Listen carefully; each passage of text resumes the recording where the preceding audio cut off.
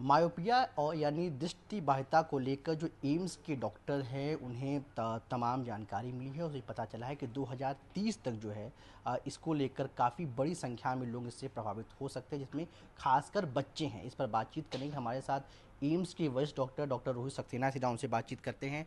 Sir, जो आप लोगों को जानकारी मिली है, जो आप लोगों ने स्टडी की है, उसमें क्या निकल कर आया है खासकर मायोपिया को लेकर? नमस्कार।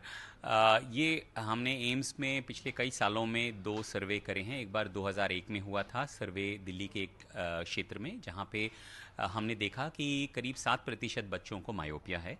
उसी इलाके में हमने 10-12 साल के बाद 2013-14 में एक दोबारा सर्वे किया, जिसमें ये मात्रा 13 से 14% हो गई है। और अभी भी ये अनुमान है कि कोविड के बाद ये कम से कम 1.5 से दोगुना हो चुकी होगी। एक दुनिया भर का अनुमान है कि 2050 तक लगभग 50% जो लोग हैं दुनिया के, उनको ये दृष्टिदोष या मायोपिया की शिकायत हो जाएगी।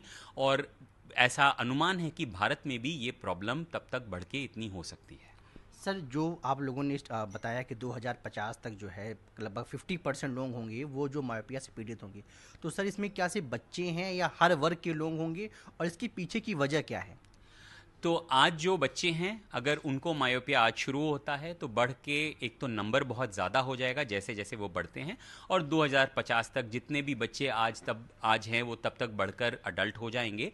तो इसके अनुमान पे लिया गया है कि 50% मायोपिया होगा सारे इंसानों में, क्योंकि इस समय दुनिया भर में हर देश में ये प्रॉब्लम है कि मायोपिया बच्चों में बहुत तेज़ी से बढ़ रहा है। इनफैक्ट ईस्ट एशिया के जो देश हैं जैसे China, coastal China, Japan, Taiwan, Singapore, Hong Kong, वहाँ पर लगभग 80 से 90% बच्चों में जो 5 से 15 साल की उम्र के हैं, लगभग 80 से 90% बच्चों को मायोपिया है। तो अनुमान है कि हर देश में दुनिया के ये प्रॉब्लम बढ़कर बहुत तेज़ हो जाएगी।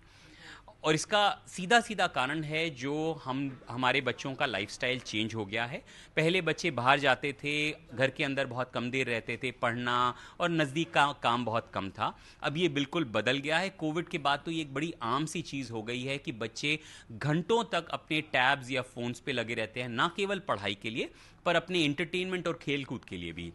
बच्चों ने बाहर जाना, धूप में आपस में खेलना बिल्कुल बंद कर दिया है, और इसका सीधा प्रभाव पड़ रहा है बच्चों की आंखों पे, जिसके कारण मायोपिया बहुत तेज़ी से बढ़ रहा है। सर, एक सवाल ये था कि आपने कहा कि जो बच्चे हैं बहुत ज़्यादा जो है टैबलेट्स फ़ोन का यूज़ कर रहे हैं खासकर कोविड के बाद, तो क्या आप इसको भी देखते हैं कि बहुत ज़्यादा चीज़ों का जो बहुत डिजिटलीकरण हो चुका है, उसका भी एक वजह है, और इसके पीछे वजह क्या है कि बच्चे कैसे इससे दूर हों? मतलब जो पेरेंटिंग है वो इसमें कितनी इंपॉर्टेंट है, और क्या सिर्फ बच्चों में दिक्कत है या जो बड़े लोग हैं या जो सीनियर लोग हैं उनके साथ भी समस्या रहेगी?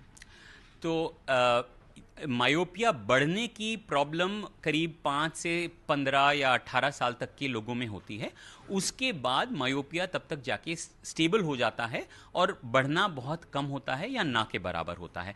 तो ये गंभीर विषय, हमें अगर कुछ भी करना है, हमें किसी तरह का भी अगर बदलाव लाना है, तो ये 5 से 15 साल के बच्चों में, उनकी आदतों में, उनके लाइफस्टाइल में लाना है।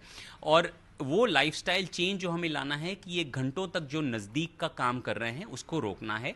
अगर 2 या 4 साल से कम के बच्चे को तो बिल्कुल भी टैब्स या फ़ोन्स या किसी तरह का भी डिजिटल डिवाइस देना बिल्कुल गलत है। उससे बड़े बच्चे जब, क्योंकि आजकल काफ़ी पढ़ाई अब टैब्स डिजिटल मीडिया के द्वारा होने लग गई है, तो इन बच्चों को अगर कुछ भी पढ़ाई करनी है तो लैपटॉप या डेस्कटॉप एक मिनिमम स्क्रीन साइज़ है उस पर करनी चाहिए, उससे छोटे स्क्रीन्स उनको नहीं देने चाहिए। और अगर उन बच्चों को कोई गेम खेलना है, कोई मूवी देखनी है, कोई एंटरटेनमेंट का साधन डिजिटल मीडिया के थ्रू करना है, तो वो स्मार्ट स्क्रीन्स आजकल हैं, तो टीवी के द्वारा कम से कम 4 से 6 फीट की दूरी पे ये स्क्रीन्स पे उनको वो आराम से कर सकते हैं, जिससे कि ये दृष्टि दोष बढ़ने की जो प्रॉब्लम है वो कुछ हद तक रुक सकती है। और दूसरा चेंज, जैसा मैंने कहा, बच्चों को बाहर जाना चाहिए। ये एक बहुत क्लियर रिसर्च है कि बच्चे अगर दिन में रोशनी के दौरान कम से कम 2 घंटे अगर बाहर स्पेंड करें, चाहे वो खेलें या ना खेलें, पढ़ाई भी करें या बस बाहर बैठे हों, तो अगर नॉर्मल रोशनी में अगर बाहर रहते हैं तो ये दृष्टि दोष की जो प्रॉब्लम है वो काफ़ी हद तक रुक सकती है। तो इस तरह का बदलाव हमें बच्चों में लाना है, और पेरेंट्स, टीचर्स और जो भी लोग हमारे बच्चों के साथ स्पेंड करते हैं समय, उनको ये इनकरेज करना है कि ये लाइफस्टाइल चेंज हमें बच्चों में लाना अनिवार्य है। सर एक आखिरी सवाल, एम्स क्या इसको लेकर कुछ इनिशिएटिव ले रहा है या कोई अवेयरनेस प्रोग्राम चला रहा है, या आप लोग कुछ ऐसा कर रहे हैं, आरपी सेंटर कुछ ऐसा कर रहा है? तो जैसा मैंने पहले भी कहा कि हमने सर्वेस किए हैं, इसके अलावा हम लोग बहुत कंटिन्यूसली अवेयरनेस प्रोग्राम्स करते हैं। हम मीडिया को और किसी भी एवेन्यू में हम जाके ये इन्फॉर्मेशन देते हैं। हमारी तरफ से एम्स से कम्युनिटी ऑफ्थल्मोलॉजी के थ्रू हम लोग कम से कम 1 लाख बच्चों को हम रेगुलरली स्क्रीन करते हैं, और जब भी हम स्कूल जाते हैं हम कोशिश यही करते हैं कि बच्चों को, टीचर्स को हम ये बात के बारे में जागरूक कराएं कि किस तरीके से बच्चों में दृष्टि दोष की प्रॉब्लम जो है उसको रोका जा सकता है। एम्स के थ्रू हमने कई फोरम्स में, काफ़ी ऑफ्थल्मोलॉजी के फोरम्स में हमने गाइडलाइंस भी क्रिएट करी हैं। एम्स की गाइडलाइंस हैं जो हमने काफ़ी और विशेषज्ञों के साथ मिलकर गाइडलाइंस क्रिएट करी हैं। तो वो गाइडलाइंस भी हैं कि कितना बच्चों को स्क्रीन टाइम देना चाहिए, किस तरीके से ये मायोपिया या दृष्टि दोष का रोकथाम किया जा सके। पर ये बहुत अनिवार्य है, बहुत ज़रूरी है कि मीडिया और हर तरीके के जिस माध्यम से बच्चों को, पेरेंट्स को, टीचर्स को हम ये बात बता सकें कि बच्चों का लाइफस्टाइल में बदलाव लाना अनिवार्य है, जिससे कि हम आगे जाके ये बच्चों को जो मायोपिया से रिलेटेड आँखों की कष्ट है, प्रॉब्लम्स हैं, उनको रोका जा सके। इसके बारे में पूरे मीडिया, पूरे सब लोगों को एक साथ जुट होकर काम करना पड़ेगा, जिससे कि ये हम एक बदलाव ला सकें।